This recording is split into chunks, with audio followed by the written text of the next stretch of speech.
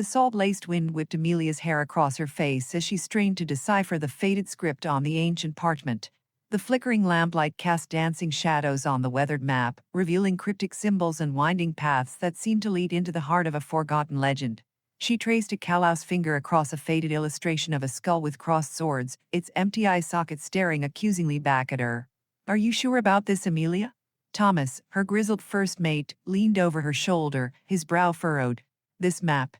It smells of old tales and even older lies." Amelia, captain of the Sea Serpent, a ship that had seen its fair share of storms and scoundrels, met his gaze with unwavering determination. "There's more to this than just stories, Thomas. This is Captain Blackheart's treasure map, the one lost for centuries. It could be real." She traced another symbol, a stylized anchor entangled with seaweed. "And this," she murmured, "this leads to Devil's Isle, a place whispered about in hushed tones by sailors. A cursed island where even the sea seems to fear to tread." Thomas snorted. "Cursed? Amelia, you're letting these old wives' tales get to your head."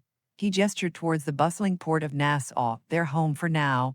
"We could be enjoying a fine bottle of rum and some good company, instead of risking life and limb on a fool's errand." Amelia ignored him, her mind already picturing the hoard of gold and jewels hidden on Devil's Isle. It was more than just riches. It was about proving herself, defying the doubters who scoffed at her ambition. And most importantly, it was about honoring the memory of her grandfather, a legendary pirate captain himself, who had often whispered tales of Blackheart's treasure before his death. Their crew, a motley collection of weathered sea dogs and eager young lads, were equally divided on the expedition. Finn, Amelia's second mate, a quiet but skilled navigator with a keen eye for detail, was cautiously optimistic. He believed in Amelia's instincts and saw the map as a puzzle waiting to be solved. But there were others, like gruff old Jake, who scoffed at the idea of treasure and cursed islands. He'd seen enough hardship on the open sea to know that greed often led to ruin. And then there was Eliza, a fiery young woman with a thirst for adventure and a talent for languages, who saw the journey as an opportunity to learn about forgotten cultures and hidden histories. Amelia knew she couldn't force anyone, but she also couldn't ignore this chance. "We set sail tomorrow," she announced to her crew, her voice ringing with conviction. "Those who are with me, raise your mugs." Cheers erupted as the crew hoisted their tankards, a mixture of trepidation and excitement swirling in their eyes. They knew what lay ahead was perilous, but they also knew that Amelia, their fearless captain, wouldn't steer them wrong. The journey to Devil's Isle was fraught with danger.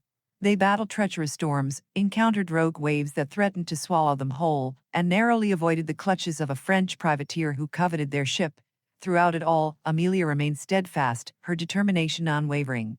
Finn proved his worth by navigating the perilous waters, while Eliza's knowledge of ancient languages helped decipher clues hidden in forgotten texts she found aboard an abandoned shipwreck.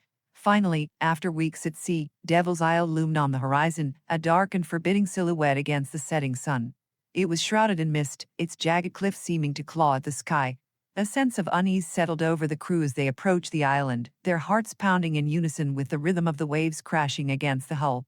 As they sailed into a hidden cove, Amelia noticed a peculiar sight.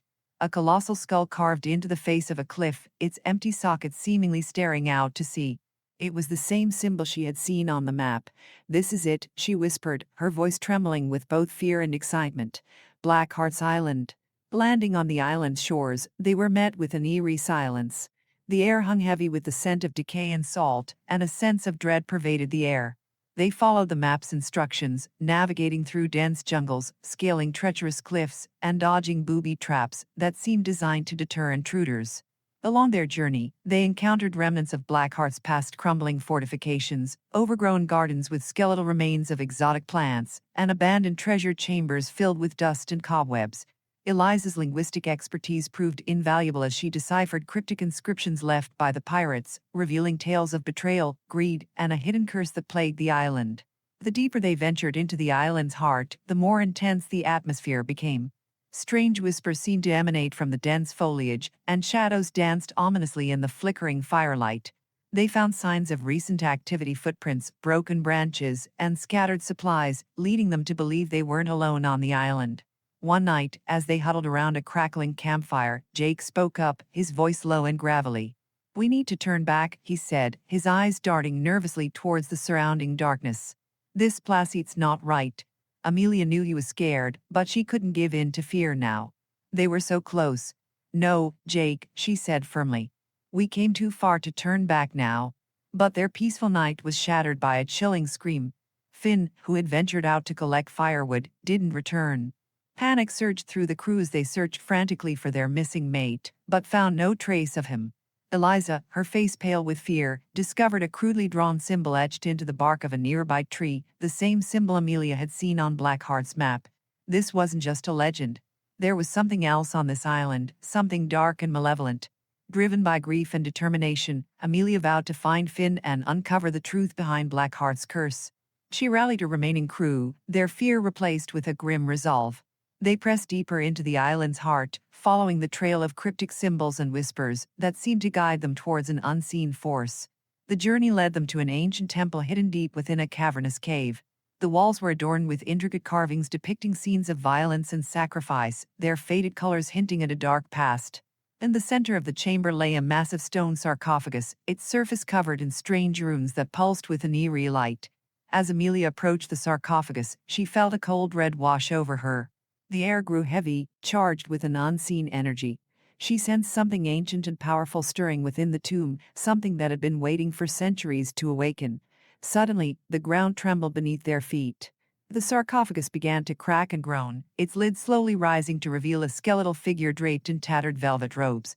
The skull of the figure was adorned with a menacing crown of obsidian skulls. Blackheart's spirit, bound to the island by his greed and cruelty, had been unleashed. A fierce battle ensued. Thomas wielded his cutlass with ferocious strength, while Eliza's agility and quick wit allowed her to dodge the skeletal pirate's attacks. Jake, despite his initial fear, fought bravely, wielding his blunderbuss with deadly accuracy. But Blackheart's spirit was relentless. It summoned ghostly apparitions, conjuring phantoms of his former crew to fight alongside him. Amelia, knowing they couldn't defeat him with brute force alone, used her knowledge of the island's history and the legends surrounding Blackheart to their advantage.